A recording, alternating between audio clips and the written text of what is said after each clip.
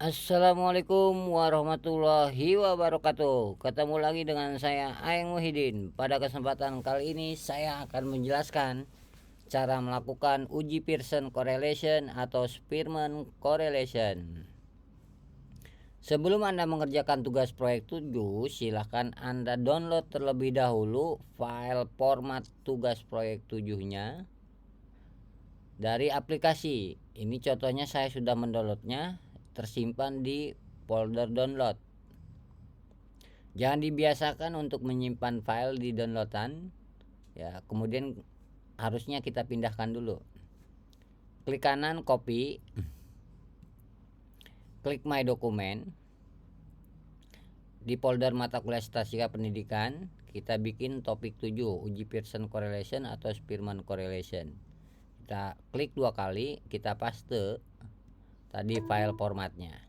Kemudian kita buka seperti ini. Setelah dibuka, inilah formatnya. Ini format kosongan ya. Format kosongan yang membantu Anda untuk menyusun laporan sesuai dengan format yang ditentukan. Ini format yang ditentukan, ini maksudnya format kosongannya.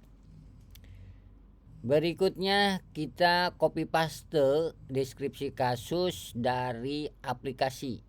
Ya. Saya sih udah mengcopy paste dari Excel. Jadi dari Excel tinggal saya pindahkan saja ini deskripsi kasusnya.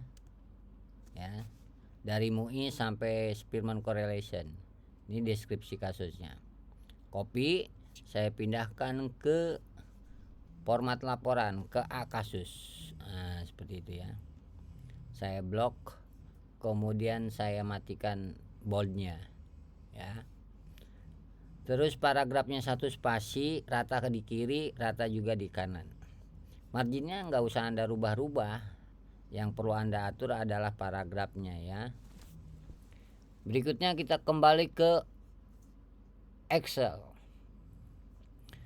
Sebelum Anda melakukan uji Pearson correlation atau Spearman correlation, sebaiknya Anda pahami urutan langkah dan aturannya. Di modul materi saya sudah membuat peta alurnya seperti ini ya. Saya jelaskan kembali. Jadi dalam melakukan uji Pearson correlation atau Spearman correlation, ada urutan langkah yang harus Anda ikuti. Pertama, Anda menyiapkan tabel data dulu. Tabel data di Excel. Tabel datanya terdiri dari 5 kolom. Kolom sampel, kolom orientasi belajar, kolom partisipasi belajar, kolom ordinal X, kolom ordinal Y. Berikutnya, kita nanti akan memindahkan data dari Excel ke SPSS. Berikutnya, kita akan melakukan pengecekan linearitas pada grafik scatter plot. Ya, berarti nanti di SPSS kita harus membuat grafik scatter plot terlebih dahulu. Berdasarkan grafik scatter plot itu kita bisa mengetahui apakah terdapat hubungan linear atau tidak. Berikutnya, uji normalitas dengan data X dan data Y. Kemungkinan ada 2 hasilnya, normal bisa jadi tidak normal. Kalau signya lebih besar dari P value berarti normal.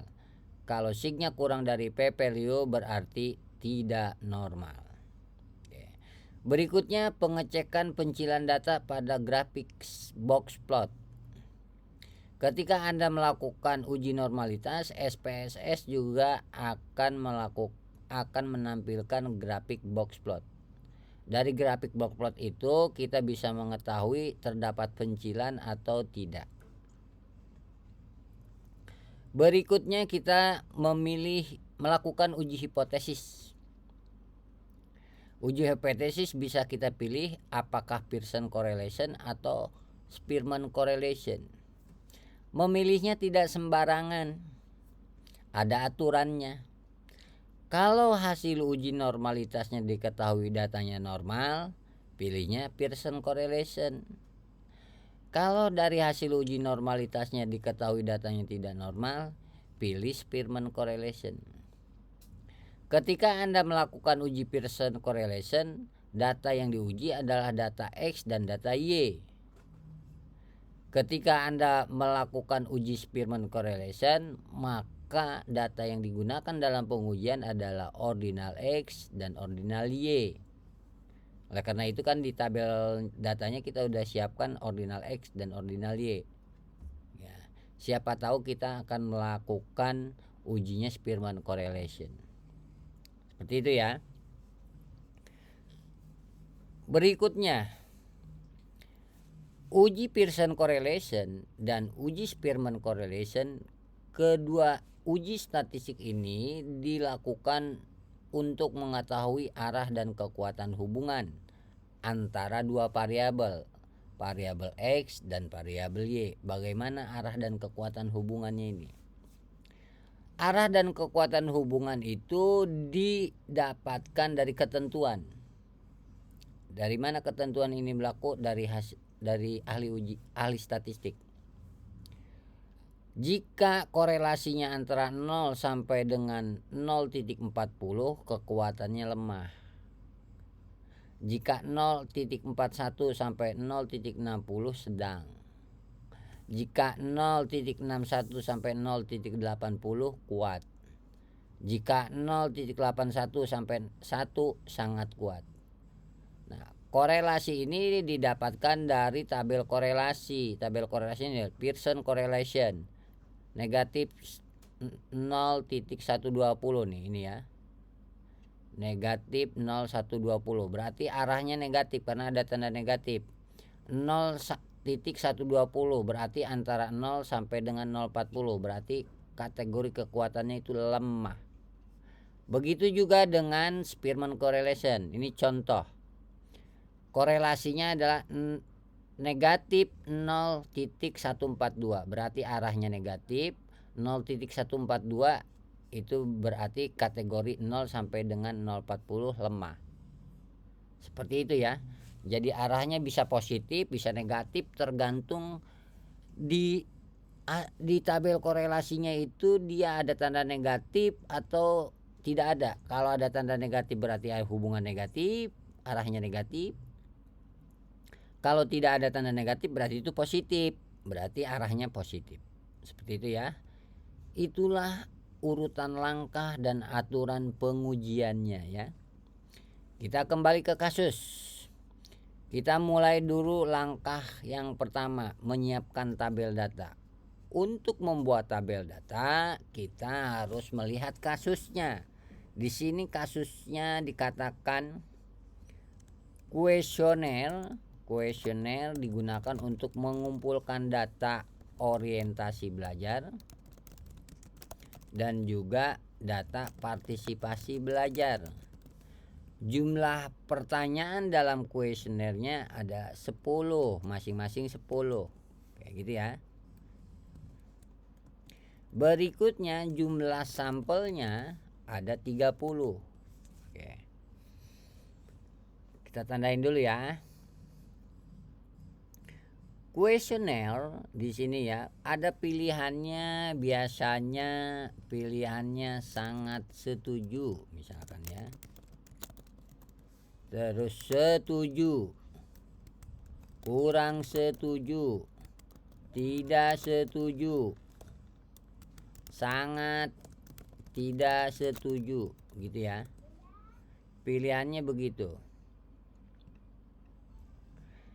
Kalau si sampel memilih sangat setuju, biasanya skornya 5, 4, 3, 2, 1. Setuju 5, sangat setuju 5, setuju 4, kurang setuju 3, tidak setuju 2, sangat tidak setuju 1. Biasanya begitu ya. Kalau si sampel ke 10 item itu memilihnya sangat setuju semua, berarti 50. 5 kali 10 kan 50. Ini 40. Ini 30. Ini 20. Ini 10. Oke, maksudnya gini. Kalau si sampel memilih sangat setuju semua ke 10 pernyataan itu berarti 5 kali 10 50. Kalau setuju semua berarti 40. Kalau kurang setuju semua berarti 30. Kalau tidak setuju semua berarti 20. Kalau sangat tidak setuju semua berarti 10. Seperti itu ya. Sama yang partisipasi belajar juga begitu. Ya, karena jumlah pertanyaan di kuesionernya sama-sama 10. Ya. Jadi nanti kita menggunakan run between-nya antara rentangan 10 sampai dengan 50 gitu ya. Oke. Berikutnya kita di sini bikin tabel data. Nah, tabel data di sini sampel, S-nya besar, sampel. Sampelnya 1 sampai dengan 30. 1 2 kita tarik sampai 30. Sampai 30. Sampai 30.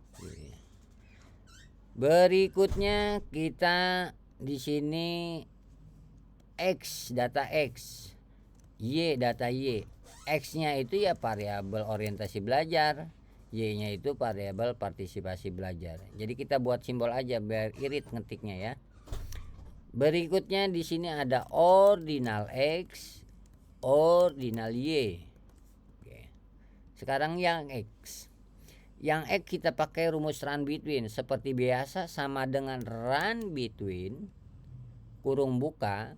Kita mau milih berapa sampai berapa, misalkan 20 titik koma 40 kurung tutup enter. Ingat, saya pakai titik koma karena di Excel saya harus pakai titik koma. Mungkin di Excel Anda pakai koma, ya ikutin aja. Oke. Kita tarik dari atas ke bawah atau diklik 2 kali tek tek gitu. Jadi nanti akan ngisi secara otomatis lebih cepat dibandingkan ditarik. Berikutnya yang G sama dengan run between. Kita misalkan masukkan di sini 40 titik koma 50. Misal ya. Anda bebas, terserah Anda. Yang penting pakai run between dan jangan sama antara satu mahasiswa dengan mahasiswa yang lainnya. Ya kalau sama berarti nyontek. Kalau nyontek tuh nggak boleh. Berikutnya ordinal X. Ordinal itu peringkat. Nah, pakai rank sama dengan rank, RANK, rank. Ya. Klik 39 di sini. Ya, karena kita menghitung ordinal X dulu, berarti X-nya di sini. Titik koma, ya kan, repnya itu dari 39 di sampel 1 sampai 24 di sampel 30. Kurung tutup, di enter. Ya. Ini muncul angka 5, ditengahin dulu dah. Muncul angka 5 bahwa skor 36 itu peringkat kelima. Kita tarik dari atas ke bawah atau klik 2 kali tek tek. Nah, jadi akan muncul seperti ini. Pak, kenapa berubah-ubah? Karena run between-nya belum kita matikan. Biarin aja dulu. Berikutnya untuk sementara dibiarin maksudnya. Berikutnya sama dengan rank. Ya kan, kurung buka ini klik 44. Titik koma. Kita klik 44 di sini, kita tarik sampai ke bawah. Tarik di blok sampai ke bawah. Gitu ya. Jadi ranknya begitu ya. Terus kita blok nih AM22, AM51-nya FN F4. FN F4 gitu ya. Jadi dolar AM, dolar 22, dolar AM, dolar 51. Baru kita klik 2 kali ke bawah. Oke, sekarang ini, nah yang ini lihat belum kita kasih dolar ya, belum kita kasih dolar yang ini nih, yang ordinal X, tolong diperhatikan. Harusnya yang dikasih dolar AL22, AL51-nya kita kasih dolar dulu, FNM4. Jangan lupa ya dikasih dolar dulu ya. Oke, ini kita klik 2 kali. Nah, seperti itu. Jadi kalau nggak dikasih dolar dia akan turun ke bawah. Jadi kita cek nih, merahnya dia masih di situ juga enggak. Kalau masih di situ juga artinya dari sampel 1 sampai 30 itu berarti udah benar. Oke. Terus datanya udah kita masukkan. Saya kasih tahu jangan lupa untuk dimatikan run between-nya. Jangan lupa matikan run between-nya. Ya. Ini saya kasih tahu biar Anda nggak lupa. Bagaimana cara mematikan run between? Kita blok nih angkanya semua gini ya. Edit, copy, edit, paste spesial, palues, terus oke, ya gitu ya. Jangan lupa dimatikan run between-nya, karena kalau nggak dimatikan run between-nya, ya, ini datanya akan terus berubah, gitu ya. Oke, selesai. Saya kecilin dulu ini. Selesai kita membuat tabel data, tinggal tabelnya kita rapikan. Bagaimana merapikannya? Kita blok dulu. Dari sampel ke ordinal Y kita bold, Ctrl B gitu, bold. Terus kita tengahkan dulu ini gitu ya. Berikutnya kita blok lagi, kita tengahkan lagi, ini posisinya di tengah-tengah gitu ya, di tengah-tengah gini ya. Jadi dia tengah semua. Jadi tuh tengah-tengah tuh ya, X sampel tengah, X tengah, Y tengah, ordinal X tengah, ordinal Y juga tengah. Angka-angkanya juga di tengah posisinya semua. Oke, berikutnya kita blok lagi. Klik kanan, format cell, border, klik di sini, lihat garis tipis. Klik di sini, garis atas, klik di sini, garis tengah, klik di bawah, garis bawah. Jadi atas, tengah, bawah. Ya. Oke. Seperti itu ya. Nah, ada garis tengah atas bawahnya, kita blok lagi. Kita pilih menu edit, kita copy, kita pilih menu edit, kita copy.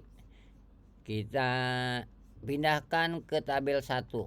Nah, gini ya, paste, Ctrl P. Nah, paste itu Ctrl P. Kita rapetin dulu ke atas. Ini ada yang kurang nih, orientasi belajar itu tambahin kurung buka kurung tutup X, partisipasi belajar itu kurung buka kurung tutup Y, kurung tutup ya. Oke, berikutnya ini tabelnya belum rapi. Kita lihat nih dulu, hurufnya aja udah beda, kelihatan beda ya. Caranya bagaimana Pak ngerapikannya? Caranya begini. Ini klik dulu di sampel. Jadi mouse Anda tuh kedap-kedip itu namanya kursor. Kursornya kita taruh di sampel sini ya. Sehingga muncul tanda plus ini di samping huruf T itu tanda plus. Klik. Nah, kliknya klik kiri. Oke, terus kemudian kita pilih hurufnya Tahoma. Ukurannya 11. Masih dalam keadaan di blok, klik menu layout. Nah, home insert kan ada layout ya, layout. Terus pilih auto fit. Di sini ada panah ke bawah tuh. Klik panah ke bawahnya, pilih auto fit content. Pilih lagi arah panah ke bawahnya, klik auto fit Windows. Gitu ya. Jadi auto fit content, auto fit Windows. Ya. Pilih auto fit content dulu baru auto fit Windows. Nih rata nih, akhirnya ujung garis di sebelah kiri ya kan, ini sejajar marginnya gitu ya. Kalau saya tekan gini marginnya itu kan ada muncul garis-garis itu, mana margin batas kiri. Ini juga di kanan juga ujung garis tabelnya mentok di batas kanan. Seperti itu. Berikutnya tolong diperhatikan. Ini di halaman keduanya harusnya ke judul tabelnya ini sampel X, Y, ordinal X, ordinal Y itu muncul. Bagaimana munculinnya? Nah, tolong diperhatikan. Mau saya bergerak ke samping sampel, berubah jadi warna hitam, diklik begini. Jadi akhirnya terblok kepala tabelnya atau judul tabelnya. Mau saya bergerak ke tengah-tengah blokan, klik kanan, tabel properti, klik repeat. Jadi allow sama repeatnya dicentang gitu ya, di checklist. Klik OK. Sehingga muncul kepala tabelnya. Jadi kelihatannya jadi rapi. Seperti itu ya. Oke. Berikutnya kita akan melakukan uji persyaratan analisis. Yang pertama yaitu pengecekan linearitas. Kita kembali ke SPSS. Oke, kita buka SPSS-nya. Oke. Sambil menunggu buka SPSS, tolong diperhatikan. Ini kita blok datanya dari sampel 1 sampai dengan sampel 30, kemudian dari sampai dengan ordinal X, ordinal Y. Jadi kepala tabelnya ini nggak boleh dibawa, nggak boleh diblok, jadi angka-angkanya saja diblok. Klik edit, klik copy ya gitu ya. Berikutnya kita buka SPSS. Ini SPSS-nya udah terbuka, kita perbesar dulu biar kelihatan besar. Oke. Kemudian di sini klik data view, klik kotak. Nah, kotak di sebelah angka 1. Oke. Klik menu edit, klik paste atau Ctrl P, pixstore ya kan. Kemudian par 001, par 002 sampai par 005 kita ganti di variable view. Caps lock-nya dinyalakan di keyboard Anda, nyalakan caps lock-nya. Nah, ini kita ganti par satunya menjadi sampel, par 2-nya diganti menjadi X, par 3-nya menjadi Y, par 4-nya diganti menjadi ORD underscore X, di sini ORD underscore Y. Di bagian label di desimalnya dulu. Desimalnya ini pastikan 0000 semua. Tinggal kalau masih 2 diganti jadi 0. X-nya ini kita tuliskan orientasi belajar ya, OB. Y-nya partisipasi belajar, PB ya. Terus ordinal X berarti ordinal OB. OB-nya orientasi belajar. Ordinal PB, PB itu partisipasi belajar. Berikutnya di kolom measure ini kita pilih scale. Ini juga X-nya scale, Y-nya scale. Ordinal X berarti ordinal, ordinal Y berarti ordinal. Kita simpan dulu datanya. Simpan dengan nama data tugas proyek 7 di save.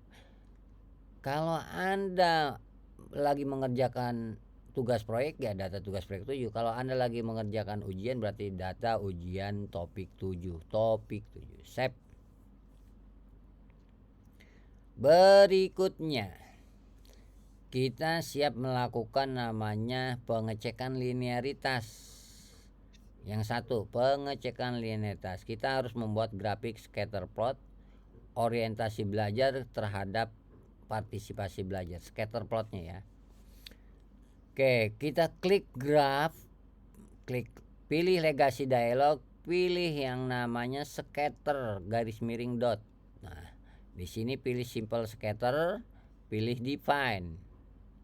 Kemudian X-nya kita ke X aksis, Y-nya ke Y aksis. Terus kita klik OK. Di sini akan muncul seperti ini. Di sumbu X orientasi belajar, di sumbu Y partisipasi belajar. Jadi kalau Anda grafik itu kan ada yang berdiri garisnya itu namanya Y. Kalau yang mendatar itu namanya X. Jadi X-nya di orientasi belajar, Y-nya di partisipasi belajar. Klik 2 kali. Nah, di sini ada yang namanya simbol ini nih. Add fit line at total, diklik sehingga muncul namanya jendela properti kayak gini. Langsung close. Seperti itu ya. Terus disilang, di close. Chat editornya di close gitu ya. Jadi balik lagi ke output SPSS. Ini klik kanan, copy. Terus kita buka Microsoft Word-nya. Paste di atas gambar 1. Tapi kursornya harus di tengah. Tengahin dulu kursornya. Dipaste. Nah, seperti itu. Rapetin antara keterangan gambar dengan gambarnya gitu ya. Jadi orientasi belajar terhadap hasil belajar. Klik gambarnya. Ini kita kecilin boleh, kita kecilin. Tapi di pojok kanan atas ya, diklik, ditahan pakai mouse kiri, digeser mouse-nya ke tengah. Sehingga nggak peang, nanti gambarnya nggak peang ya. Oke. Berikutnya kita tinggal kasih keterangan atau kasih interpretasi atau dijelaskan. Oke. Kita mulai dari pengecekan pada grafik scatter plot diketahui bahwa data ini yang bulatan-bulatan kecil ini namanya data tersebar di atas dan di bawah garis linear garis linear dari kiri ke kanan serta tidak membentuk pola tertentu. Apa maksudnya tidak membentuk pola tertentu? Ya nggak berbentuk gambar burung atau gambar kupu-kupu gitu misalkan. Ya, tidak membentuk pola tertentu berarti terdapat hubungan yang linear antara orientasi belajar dan partisipasi belajar. Kurung buka R2 R besar 2 linear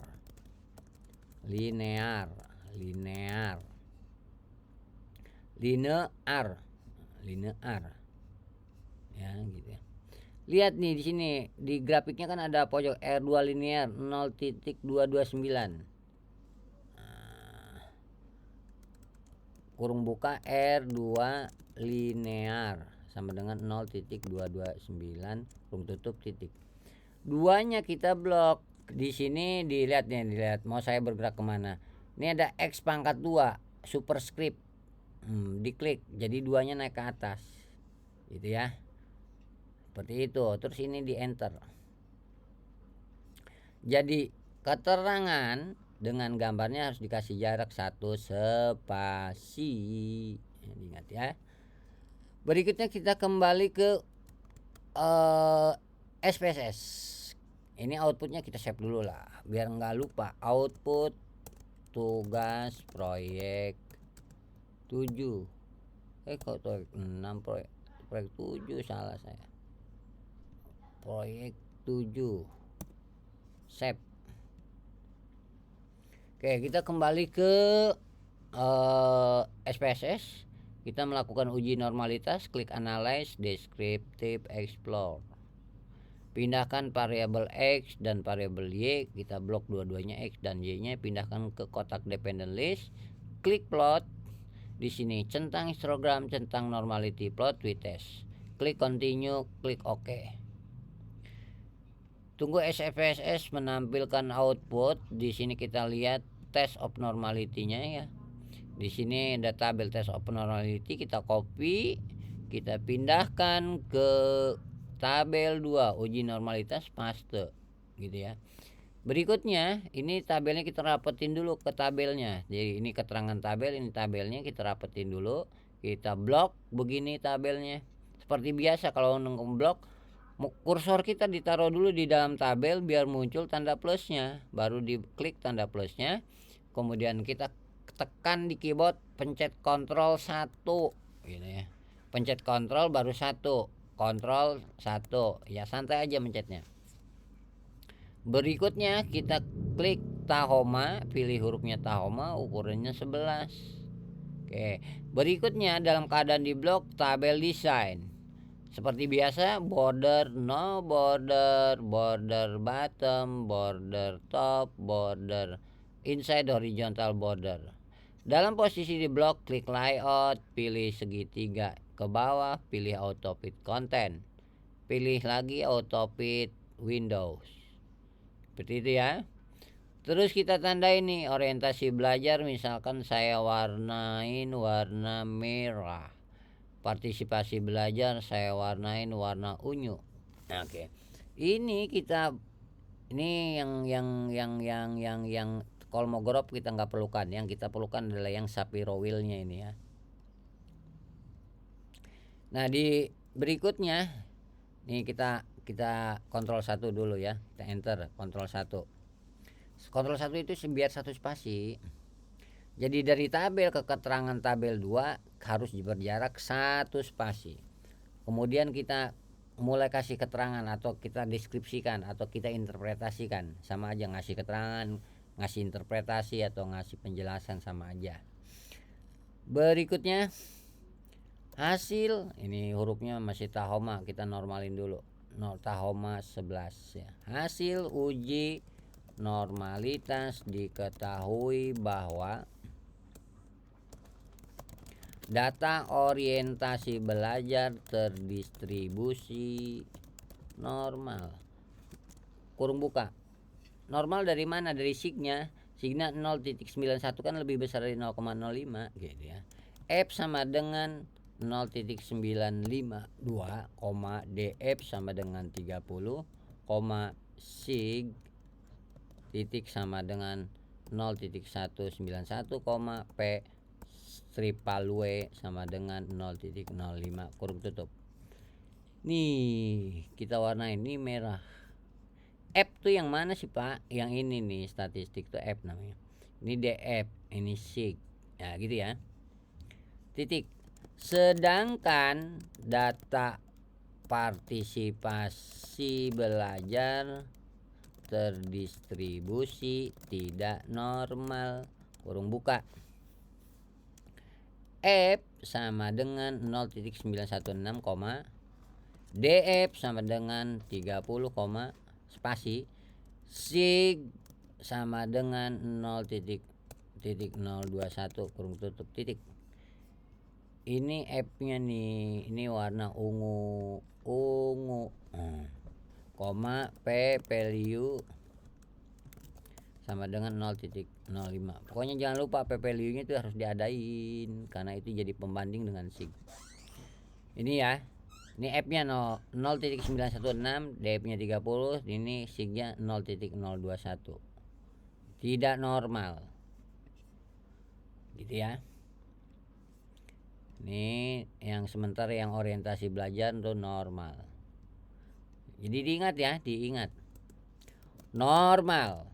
Normal itu sig-nya harus lebih besar dari P value. Tidak normal, sig-nya kurang dari P value. Gitu ya, itu ketentuannya. Berikutnya kita pengecekan pencilan data. Ketika kita melakukan uji normalitas, ini ada box plot orientasi belajar dan box plot partisipasi belajar. Mulai dulu dari box plot orientasi belajar. Klik kanan, copy. Kita pindahkan ke gambar 2, orientasi belajar.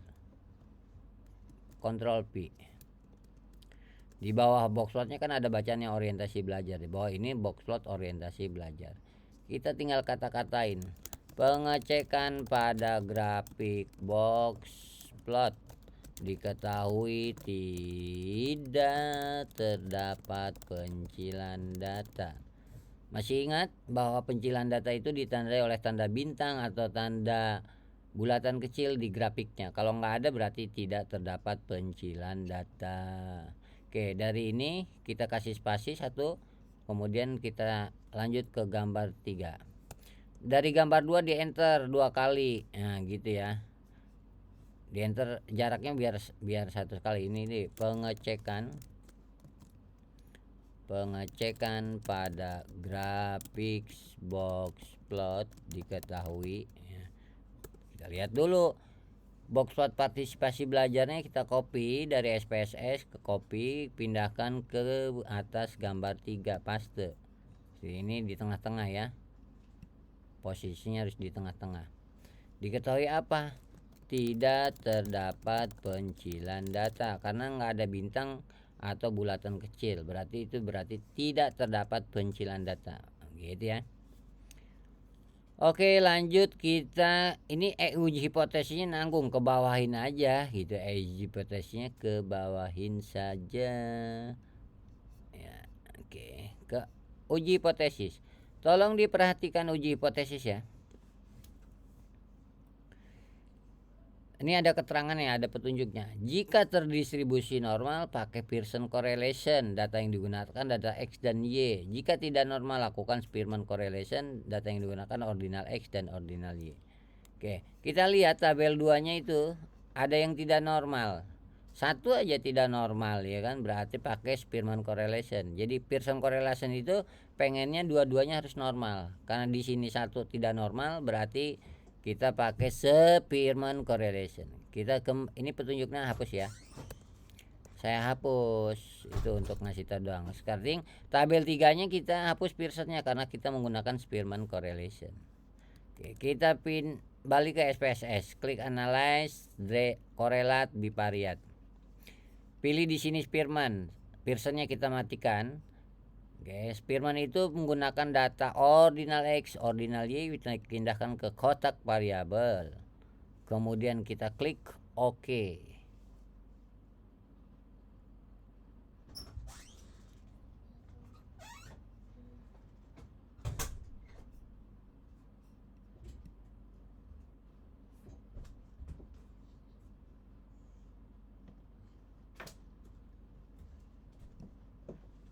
Oke, kita ulangi ya.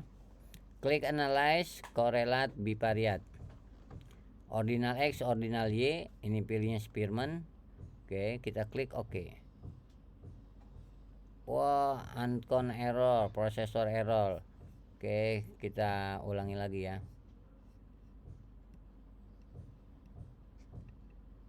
Ini error kadang-kadang nih. Oke.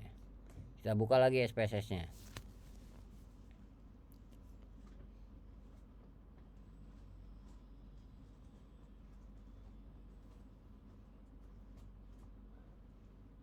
Oke, di sini saya buka lagi tadi yang proyek 7-nya ya. Oke. Nah, ini kita ulangi lagi, analyze, correlate, bivariate. Oke, ordinal X, ordinal Y kita pindahkan ke kotak variabel. Pearsonnya matiin, pilih Spearman karena kita melakukan uji Spearman correlation. Total flex signification dinyalain, klik OK. Nah, udah keluar nih correlationnya. Kita klik kanan, copy. Kita paste di tabel 3. Oke. Kita geser ke atas, dirapetin, kita blok tabelnya, pilih Tahoma ukurannya 11. Jangan lupa kontrol 1. Kontrol 1 itu dibikin satu spasi. Jadi dalam terblok satu spasi. Kontrol 1 satu spasi, kontrol 5 satu setengah, kontrol 2 ya. Terus berikutnya ini kita di blok seperti biasa, bottom, top, inside horizontalnya ya. Dalam keadaan blok layout, auto fit content, auto fit windows. Seperti itu ya. Diingat ya, ini blok. Ini no border dulu, no border. In bottom, top, inside. Ya, gitu ya. Terus ini kita tandain seperti ini nih. Nah, ini warna merah. Nih, negatif nih, sininya negatif ya. Ini kita hitamin dulu, jangan biar Anda nggak bingung. Negatif 0 titik 455, berarti ini arahnya negatif.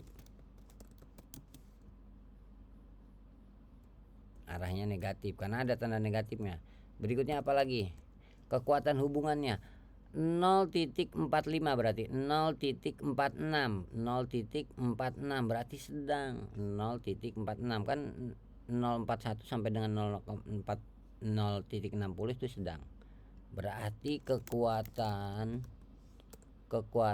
hubungan sedang. Maka kita interpretasikannya begini. Uji Spearman correlation. Hasil uji Spearman correlation diketahui bahwa hubungan antara orientasi belajar OB dan partisipasi belajar bersifat negatif karena ada tanda negatifnya, sedang, dan signifikan. Kenapa signifikan? Karena di sini signya 0.011 ya. Ingat nih, signifikan itu signya kurang dari P value, sementara tidak signifikan itu signya lebih besar dari P value. Pokoknya yang signifikan tuh kurang dari, tidak signifikan itu lebih dari gitu ya, cara ngingetnya ya. Jadi negatif ini karena ada tanda negatif, sedang itu karena dari atau dia korelasinya 0,46. Di sini nih sesuai dengan ketentuannya 0,41 sampai dengan 0,60 sedang. Dan signifikan gitu ya. Kurung buka ya kan, rho kalau Spearman pakai rho, kalau Pearson pakai R aja. Negatif 0,455, sig sama dengan 0,011 P value sama dengan 0,05 kurung tutup titik. Di sini rho N-nya ya, jangan lupa N sama dengan 30. Nah, gitu ya. Seperti itu, tinggal kesimpulan. Ini hapus ya, hapus. Ini jangan lupa satu spasi. Kesimpulan tuh paling gampang. Tinggal ditambahin gini. Timbahin gini nih ya, kesimpulan tuh. Uji Spearman correlation dilakukan untuk mengetahui hubungan antara orientasi belajar dan partisipasi belajar. Gitu ya, titik. Baru kita copy paste dari atas sampai ke bawah. Dari pengecekan linearitas, uji normalitas, kemudian pengecekan pencilan data dua-duanya, kemudian hasil uji hipotesisnya. Ctrl C paste di sini. Habis titik spasi, jangan lupa habis titik dikasih spasi.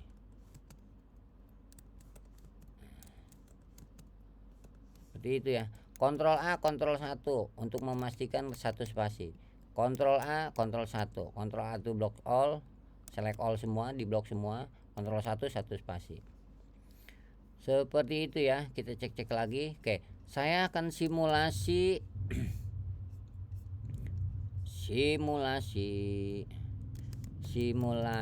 uji Pearson correlation. Seandainya datanya normal. Jadi seandainya datanya normal, harusnya melakukan uji Pearson correlation. Jadi ini saya simulasi ya, seolah-olah datanya normal. Jadi bagaimana cara melakukan uji Pearson correlation? Ya, klik analyze, klik correlate, klik bivariate. Nah, Pearson correlation itu dia pakai data X, data Y. Ini XD gitu ya. Ininya Pearson, ini Spearman-nya dimatikan. Nih kalau Pearson correlation, data X dan Y pilihnya Pearson, to tell flag-nya diaktifin, klik OK. Nah, muncul tabelnya ini. Klik kanan, copy. Tinggal kita, jadi kalau di laporan ini tabel 3-nya akan berganti gitu. Namanya tabel 3-nya namanya uji Pearson correlation. Gitu ya. Ini di blok seperti biasa, di blok Ctrl 1 satu spasi, Tahoma 11.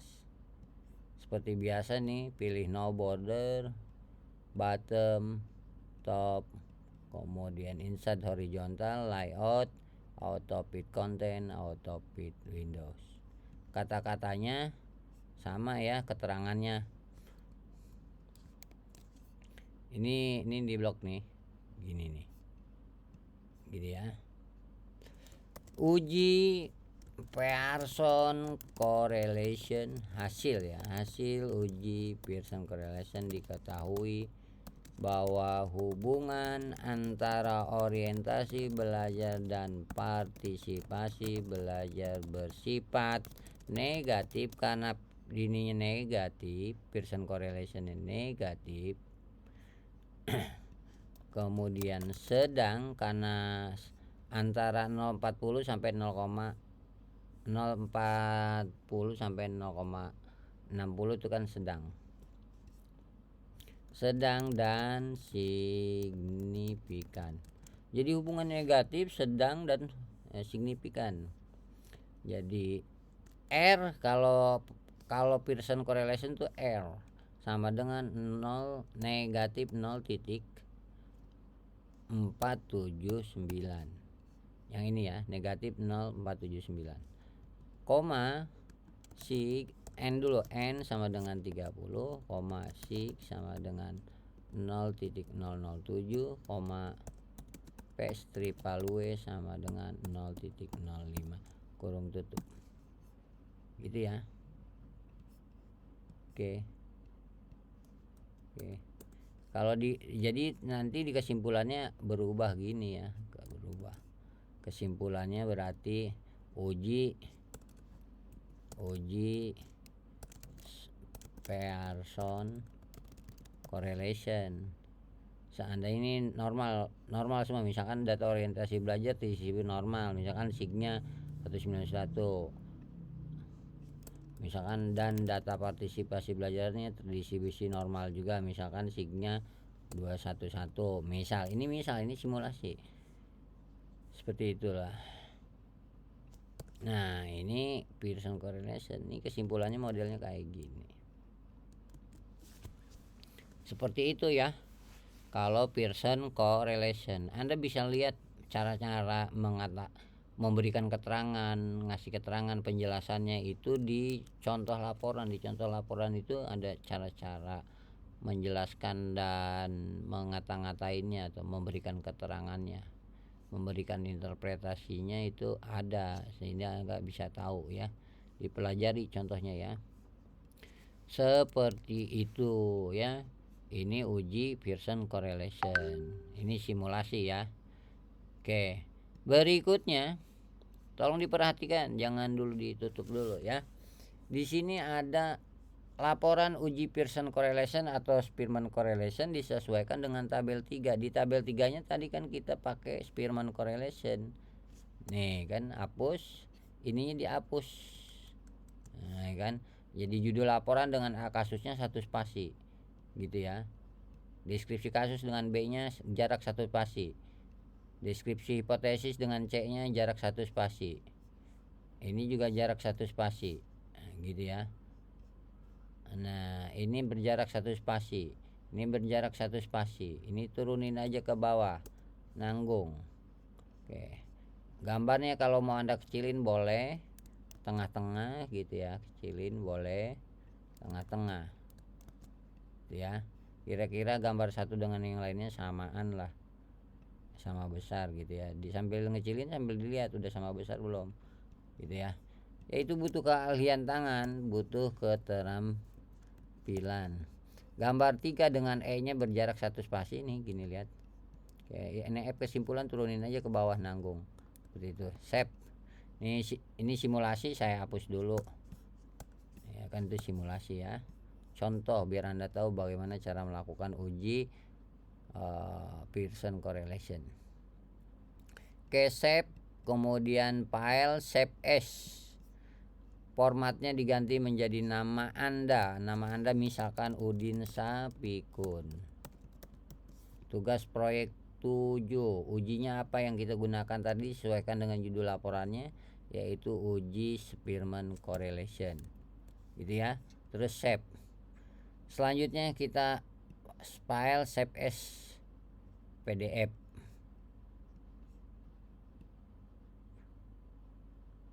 Oke, kalau Word Anda nggak punya PDF-nya ya dibuka aja di Google, convert Word to PDF, pilih smallpdf.com. Tinggal Anda pilih filenya, kemudian di convert, selesai, baru kirimkan ke aplikasi. Terus outputnya ini kita save aja. output uji Spearman correlation. Ini tadi uji Pearson correlation simulasi gitu ya. Oke, jadi di laporannya begini ya. Jadi seperti itu. Terus sebelum dikirimkan sebaiknya Anda cek-cek dulu, jangan sampai ada salah tipe, salah ejaan, salah tanda baca. Diingat habis titik kasih spasi, hurufnya besar, habis koma dikasih spasi. Seperti itu ya.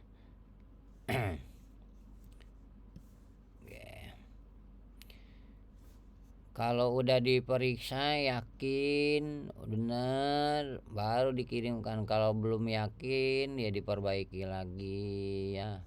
Seperti itu ya. Baik, saya kira cukup untuk uji Pearson correlation. Terima kasih. Assalamualaikum warahmatullahi wabarakatuh.